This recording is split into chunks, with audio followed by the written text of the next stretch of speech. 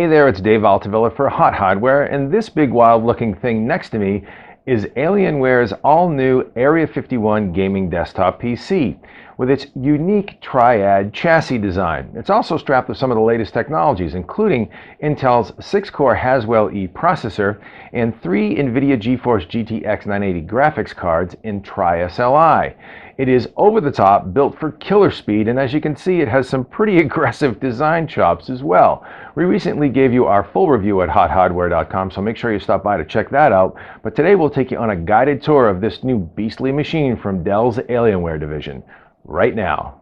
Dell's Alienware division has a knack for making a splash with PC system designs, whether it's their big bad unapologetic notebooks, unique X51 small form factor PCs, or their no holds barred Area 51 killer gaming rigs. In general, we like Alienware's outside-of-the-box design efforts, and oh boy, this recent redesign of the Area 51 is way outside the box. Sure, you get Alienware's signature lighted alien head and trim lighting bling with the new Area 51, but it's the chassis design that really breaks this machine away from the pack of standard rectangle PC cases. Alienware calls it the Triad, and both its rear and front faces are angled up and away from the bottom of the case, providing some specific unique advantages as well as spacey good looks. You're looking at an early prototype of the Area 51 here with its semi-glossy black plastic front faceplate. On the production release unit, Alienware employs a textured flat painted surface here that offers a much more premium look to that aspect of the design. The new Area 51 chassis design faces front panel I/O and the system's slot-load DVD-RW drive up towards the user for easy access, and the same can be said for the rear motherboard I/O and card slot area. However, this triangular-shaped chassis design also offers significant thermal advantages as cool air is pulled in through the front of the case and exhausted out the back. When the system is configured up against a wall or under a desk perhaps, there's a natural air gap that exists in the rear of the chassis as a result of its roughly 60-degree angled design approach, which is essentially an equilateral triangle shape.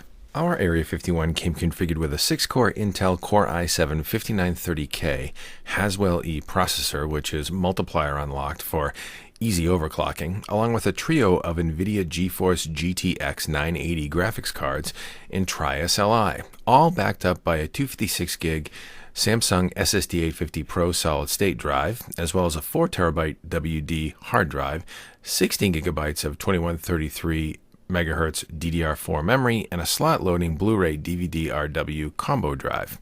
Some of these were upgrade options in our system, which retails for approximately $4,649 as tested, though base systems start at a much more reasonably priced $1,699.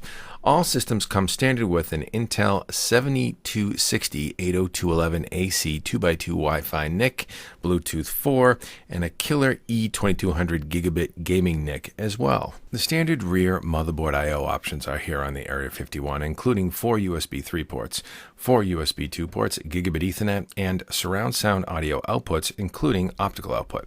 And of course, there are 3 NVIDIA GeForce GTX 980 graphics cards back here that came configured in our system, each with 3 DisplayPort outputs and 1 HDMI and 1 dual-link DVI output.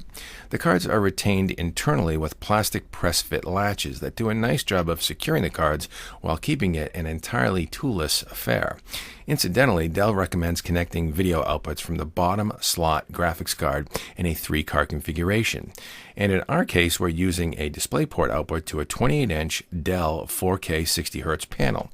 And of course, there's Alienware's custom 1500-watt power supply installed at the bottom of the system, which is also tilted up at an angle away from the floor and the bottom of the chassis. Getting inside the case of the new Dell Alienware Area 51 is as simple as pulling up on a release latch at the top of the chassis, which then releases either one of the side panels. Incidentally, the top of the chassis has a heavy gauge plastic U-shaped handle to pick the system up, and with systems starting at 61 pounds, you better not have been cheating on your curl sets at the gym. But let's not digress too far with false machismo. Let's get a look at the big guns instead inside of the Alienware Area 51. Easily pulling back the side panels, you can get a true sense of just how unique this system design layout really is. The entire motherboard area is rotated roughly 60 degrees, and in fact, all the internal components are essentially installed this way as well, including the graphics cards, of course, and the CPU water cooling radiator at the top and the bottom front intake fan. There is a top-mounted intake fan as well that's pointed down towards the CPU area, however. The three GeForce GTX 980 cards that came configured in our system are strapped into a locking bracket at the rear of the card, and here you can see cable management is excellent, leaving the CPU and RAM area of the motherboard virtually unobstructed. Removing a graphics card is as simple as releasing it from its rear press-fit bracket lock and then releasing the top snap locks at the top of the graphics card slot. And then you release it from the motherboard slot latch, of course, as well. Then it just slides right out, as you can see, and other than Alienware's custom lock cage plate that's simply screwed into the back of the card, these are standard GeForce GTX 980 cards. Incidentally, Alienware noted that the rear lock cage for the graphics card is only needed for shipping purposes. Otherwise, you can go without these brackets completely. Behind the right side panel is where you'll find the Area 51's storage system components. There's a 2-bay, 2.5-inch drive cage with our 256GB Samsung SSD installed, and one of three 3.5-inch hard drive brackets is populated with a 4TB Western Digital Green drive. And as you can see, the slot load optical drive is also easily accessible here. Alienware also leaves spare power and data SATA cables available pre-wired for the other bays, and the front panel I/O board is also easily accessible here as well.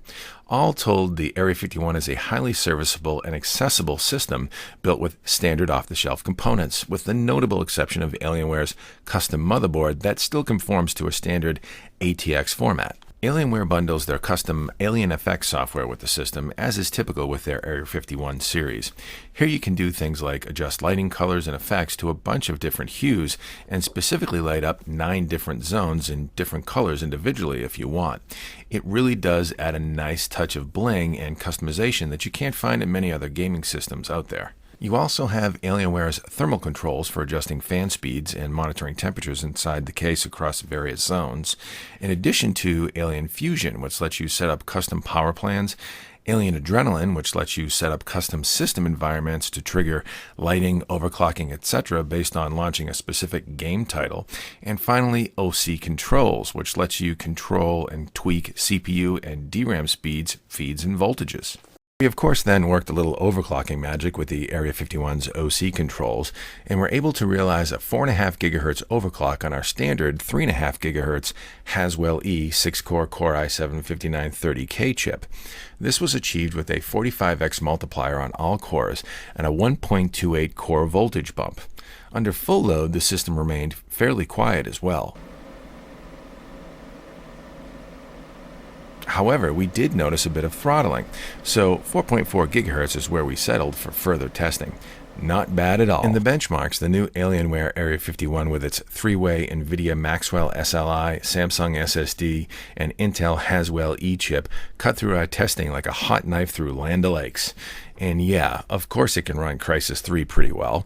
Here we're running in high quality mode with tessellation turned up, NVIDIA PhysX enabled, and at a 3840 by 2160 4K resolution, we're still averaging 45 frames per second. Again, Crysis 3 with Crytek, the pig of a game engine that it is, at 4K. And in 3D Mark Firestrike, the Area 51 config that we tested handled the extreme preset with ease, boasting some of the best scores we've seen from a gaming system yet, though frankly, 3-way SLI just doesn't scale as well as you'd expect. It's not 3 times the performance of a single GeForce card, but something significantly less, depending on the game title or benchmark you're running, of course. Still, if you've got the coin to pony up, this configuration is one of the fastest on the planet currently, and as you can see by our results, it blows even a high-end gaming PC config in FutureMark's database right off the map. All told, we're pretty impressed with the all-new Alienware Area 51 and its Triad chassis design that offers both efficient thermal advantages and, we think, hella good looks as well. It might seem tempting to scoff at Alienware's wild chassis design, but even if you're taken aback by its radical look, we think it will grow on most folks after you've spent some quality time with it and see how practical it is functionally as well. Frankly, for us, we liked the design as soon as we laid eyes on it. Make sure you stop by HotHardware.com for our full detailed review with all of our benchmark data and some close-up high-res shots of the design and build quality. And thumb up this video, please, if you enjoyed our little nickel tour here. And subscribe to our channel if you would for future reviews, event coverage, and our 2.5 Geeks webcast. I'm Dave Altavilla for HotHardware.com with the Alienware Area 51 Killer Gaming Rig. Thanks for stopping by.